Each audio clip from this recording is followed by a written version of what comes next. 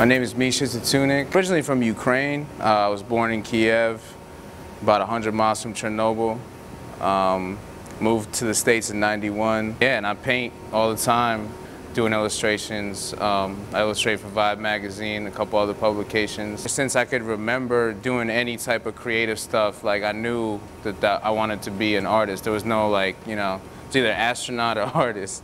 So once I found out there's no air up there, you know, I was old enough, I was like, it's gonna be an artist. Obviously artists like Picasso and Max Beckman and Mucha and Egon Schiele and Gustav Klimt, stuff like that. Hip hop, jazz, soul. You know, classical music kind of opens your mind up. Pop culture, I know these are like broad terms, but basically, you know, anything that catches the eye. Like I always like cartoons, always like comic books.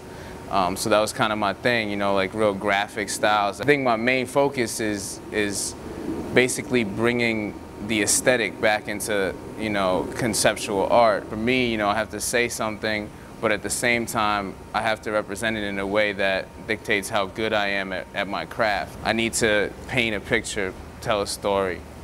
This painting is a direct reaction to the tsunami that happened after the earthquake in Japan, and you know, the nuclear fallout that followed. This right here is from a Jericho painting called Raft of the Medusa. So they got through the tsunami, they're like, the waves are parted, you know, the earthquake is done, and they got this makeshift raft that, you know, that's all they have left.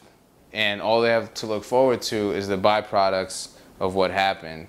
So Godzilla is a byproduct of the radiation that fell into the ocean, and it's leaking to this day, which they don't talk about. There's a lot of stuff you know, that I do and that I want to do. I also paint murals. I got murals all over the city. I got some in Philly. So, you know, large-scale works, large-scale projects. I want to get into animation, kind of like stop motion, you know, moving art. That's kind of like the next step.